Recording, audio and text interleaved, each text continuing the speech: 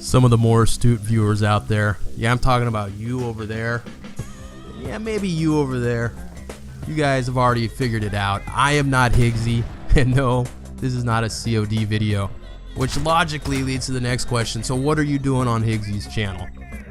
For any of you guys who follow Higgsy, you already know that his vocal cords have mutinied against him. He can barely talk. He hit me up, said, hey, I want to put some content on my channel. Can you help me out? Give me something to upload so people have something to watch. I said, absolutely. Help out a fellow YouTuber. Higgsy, thanks for letting me upload on your channel, and I hope you're feeling better in a hurry. As for the rest of you, get your fingers ready, because even though Higgsy is currently a mute, I don't think he's blind, so let's get some comments going in his comment section and give him something to read. Let's keep him interested for a bit. Think of me like Higgsy's stunt double vocal cord, the more Americanized, butchered English version of his vocal cords.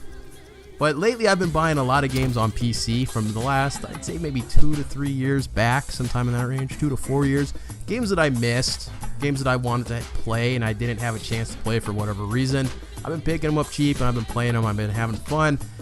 And it's got me thinking kind of about retro games. You know, I set up like Super Mario Brothers for my kid to play, stuff like that, but I don't go hard into the retro games, even though I have a lot of old systems and games kicking around. But when I start buying older games, even though they're only, like I said, 2-3 years old, it always gets me thinking about even older games.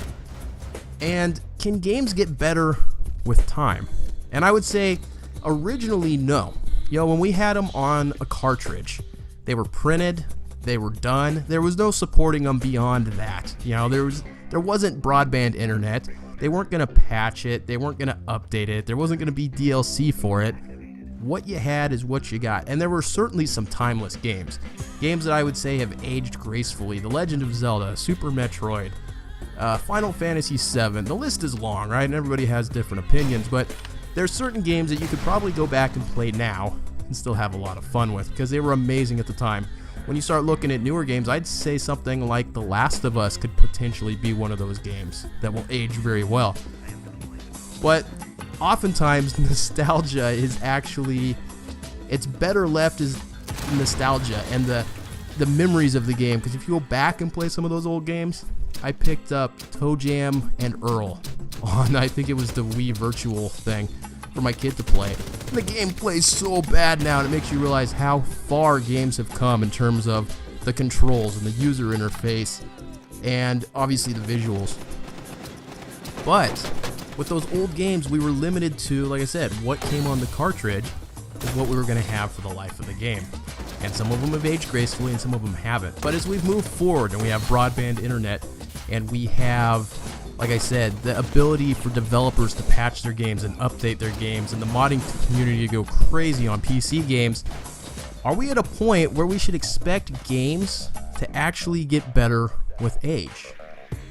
And I would argue yes, games should get better with age. You look at a game like GTA 5. That game made more money last year than it made the year prior. As it goes along, it's making more money because they keep adding so much content to the game that people are willing to continually spend money on that content. They are supporting that game like crazy to get people to spend money on new content. And the game, I would argue, has gotten better with age. It is much better now than when it launched. There's more content, there's more to do. The online portion of it actually runs properly. But what I want to know from you guys, what I want you guys to put in the comments below, what are some of those games? Some of those games that were timeless, right? They haven't been updated, but they're just, what games can you remember that just really made an impression on you and were just timeless, and you could go back and play them now and still have fun? And then B, do you think that we should expect games now to get better with age?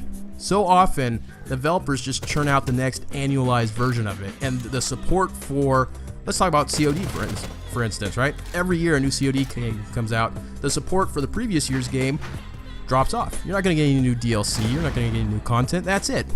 You get it for a year and it's done, and then you do the next year's version. Should we expect games? I personally want games to continue to grow and get better over time, but I know that might be asking too much. But what do you guys think? Do you think we should expect developers to continue to support games for longer than a year these days?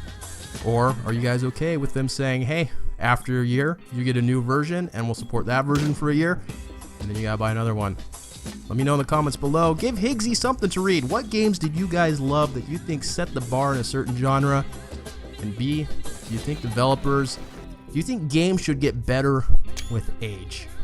Anyways, guys, this has been You Are Paranoid. Thanks for giving me a few minutes of your time. Give Higgsy some well wishes in the comments. Catch you guys later.